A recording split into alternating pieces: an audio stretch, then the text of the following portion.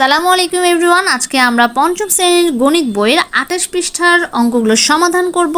প্রতিটা পৃষ্ঠার প্রতিটা নাম্বারের সমাধান কিন্তু করে দেওয়া আছে এবং প্লেলিস্ট করে দেওয়া আছে, সেখান থেকে তোমরা কিন্তু আগের অঙ্কগুলোর সমাধান দেখে নিতে পারবে। তোমরা যারা চ্যানেলে নতুন প্লিজ সাবস্ক্রাইব করে দিও, আর যারা করেছো তাদের আন্তরিক ধন্যবাদ। চলো আমরা সমাধানগুলো দেখে নিই। 1 নম্বরে দেওয়া আছে হিসাব। দ্যাট মিনস ওই যে আমরা একটা রুলস ফলো করেছিলাম বদমাস, সেই রুলস ফলো করে এই অঙ্কটি সমাধান করতে হবে।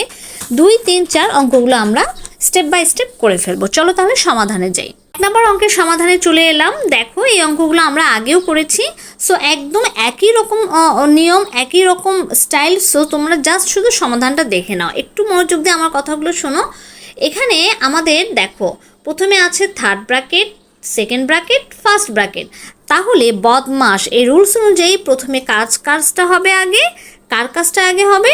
ফার্স্ট ব্র্যাকেটের কাজ। সো আমরা ফার্স্ট ব্র্যাকেটের কাজগুলো আগে করব, অর্থাৎ এই যে এখানে ফার্স্ট ব্র্যাকেট 48 ভাগ 6 × 9। এখন এই তিনটির মধ্যে কার কাজ আগে করব, ভাগের কাজ নাকি গুণের কাজ? অবশ্যই কিন্তু বদমাসের রুলস অনুযায়ী ভাগের কাজ আগে করতে হবে। 48 ভাগ 6, 6 × 8 = 48, তাহলে উত্তর হবে 8। এবং গুণ 9 আছে, গুণ 9 লিখলাম, 8 × 9 কত? 72। আমাদের ফার্স্ট ব্র্যাকেট উঠে গেল। তারপরে কি রয়েছে? ফার্স্ট ব্র্যাকেটের পরে গুণ 2 রয়েছে এবং সেকেন্ড ব্র্যাকেট কিন্তু ক্লোজ হয়ে গেল। তাহলে এবার সেকেন্ড ব্র্যাকেটের কাজ। সেকেন্ড ব্র্যাকেটের কাজ আমরা কার আগে কাজ করব, বিয়োগ নাকি গুণ? অবশ্যই কি গুণের কাজ। তাহলে 72 গুণ 2, এই যে 72 গুণ 2 এর আগে কাজ, এটা কাজ করলে গুণ করলে উত্তর হবে 144, 165 এবং 144। তাহলে সেকেন্ড ব্র্যাকেটটাও এখানে উঠে গেল। এরপরে রইল থার্ড ব্র্যাকেট। থার্ড ব্র্যাকেটে কার কাজ আগে করব? অবশ্যই আগে যোগের কাজ করতে হবে। বদমাসের রুলস অনুযায়ী যোগ আগে আছে। সো 56 যোগ 165কে যোগ করলে আসে 221 বিয়োগ 144। এবার 221 144 বিয়োগ করলে হয় 77। থার্ড ব্র্যাকেট উঠে গেল। তাহলে থাকলো 78 বিয়োগ 77, উত্তর 1। এটাই আমাদের আনসার। একদম ইজি। তোমরা যারা বদমাসের রুলসটা ফলো করো নাই, ডেসক্রিপশন বক্সে লিঙ্ক দিয়ে দেবো, দেখে নিতে পারবে। এখানে খুব সুন্দর করে এই রুলস অনুযায়ী কীভাবে অঙ্ক করতে হয় একদম A to Z বোঝানো আছে। এবার আমরা করব 2 নাম্বার অঙ্কটি। দেখো এটা একদম আরও ইজি। 12টি কলমের দাম 180 টাকা হলে 25টি কলম কিনতে কত টাকা প্রয়োজন? প্রশ্নে বলেছে গাণিতিক বাক্য লিখে সমাধান করি। দ্যাট মিনস আমাদের শুধু গাণিতিক বাক্য করতে হবে। সো 25টা কলম কিনতে আমাদের কত টাকা লাগবে? 12টা কলমের দাম 180 টাকা, তার মানে 180 ভাগ 12। আর 25টা কিনতে কত টাকা লাগবে? তাহলে 25টা কিনতে আমাদের গুণ করতে হবে, 25 দিয়ে গুণ করে দিতে হবে। তাহলে প্রথমে কার কাজ আগে? ভাগের কাজ আগে। তাহলে 180 ভাগ 12 ভাগ করলে উত্তর আসে 15। 15 গুণ 25 করলে উত্তর আসে 375 টাকা। তাহলে 25টা কলম কিনতে আমার 375 টাকা প্রয়োজন। Okay fine. এইবার দেখো 2 নাম্বার অঙ্কটা কি বলা আছে। রাজুর বাবা তাদের ডাব গাছ থেকে 25টা ডাব পেড়ে 60 টাকা দরে বিক্রি করলেন। দ্যাট মিনস 25টা ডাব পেরেছে, প্রতিটার দাম 60 টাকা করে বিক্রি করেছেন।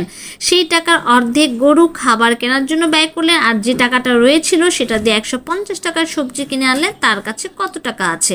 গাণিতিক বাক্য করতে হবে, সমাধান করতে হবে। একদম ইজি। প্রথমে আগে মনে মনে করে নিবে অঙ্কটা। দেখো 25টা দাম, একটার দাম যদি 60 টাকা হয়, 25টার দাম কত? অবশ্যই গুণ হবে। এবার দেখো সমাধানে, দেখো 25 গুণ 60, ঠিক আছে। সেকেন্ড ব্র্যাকেট ক্লোজ করব, দেন ফার্স্ট ব্র্যাকেটের মধ্যে আবার 25 গুণ 60 তো লিখবই ভাগ 2, কারণ তার অর্ধেক। 25 গুণ 60 এটা গুণ করে যে উত্তরটা আসবে তার অর্ধেক, তাই না? তার মানে ভাগ 2। এবং তার সাথে আরও 150 টাকা কী করব? যোগ করব, কারণ 150 টাকা আরও অবশিষ্ট রয়েছে। এই অবশিষ্ট টাকাটাও আমি এর সাথে অ্যাড করে দিব। এইবার তাহলে আমাদের অঙ্কটা সাজানো হয়ে গেল। এবার আমাদের সমাধান করার পালা। প্রথমে আমরা ফার্স্ট ব্র্যাকেটে কাজ করব। 25 গুণ 60, এটা উত্তর আসবে 1500। দেন ভাগ 2, 1500কে 2 দিয়ে ভাগ করলে উত্তর আসবে 750। তার সাথে 150 যোগ, তাহলে 900। মোট টাকা ছিল 1500। 1500 থেকে 900 টাকা বাদ দিলে 900 টাকা অবশিষ্ট থাকে। তাহলে তার বাবার কাছে আর কত অবশিষ্ট থাকবে? 600 টাকা অবশিষ্ট থাকবে। এটি হলো আমাদের আনসার। এবার দেখো 4 নাম্বার। এখানে বলা আছে যদি 8 কেজি আটার মূল্য 384 হয়, তাহলে 4320 টাকায় দিয়ে কত কেজি আটা কেনা যাবে? তাহলে এটা যদি আমাদেরকে ঐকিক নিয়মে করতে হবে, এখানে কোনো কিছুই কিন্তু বলা নাই, তাই না? গাণিতিক বাক্য এই কথাটা বলা নাই। সো এটা ঐকিক নিয়মে করতে হবে। তাহলে আমরা কি লিখবো? 84 টাকা দিয়ে কেনা যায় কয় কেজি আটা? 8 কেজি। তাহলে 1 টাকা দিয়ে কেনা যায় অবশ্যই ভাগ। আমি বারবার বলেছিলাম যখন এখানে এক কথাটা আসবে তখন ভাগ করতে হবে। সো 8 ভাগ 84 অ্যান্ড 4320 টাকা দিয়ে কি কেনা যায় তাহলে? 4320 টাকা এটার সাথে গুণ হয়ে যাবে। সো 8 গুণ 4320 টাকা ভাগ 384 টাকা, কাটাকাটি করলে উত্তর আসে 90 কেজি আটা। তাহলে আমাদের আনসার হবে 90 কেজি আটা কেনা যাবে। ওকে, এটাই আমাদের আনসার। ভিডিওটি ভালো লাগলে অবশ্যই লাইক করে দিবে আর কমেন্ট করতে ভুলো না। ধন্যবাদ সবাইকে।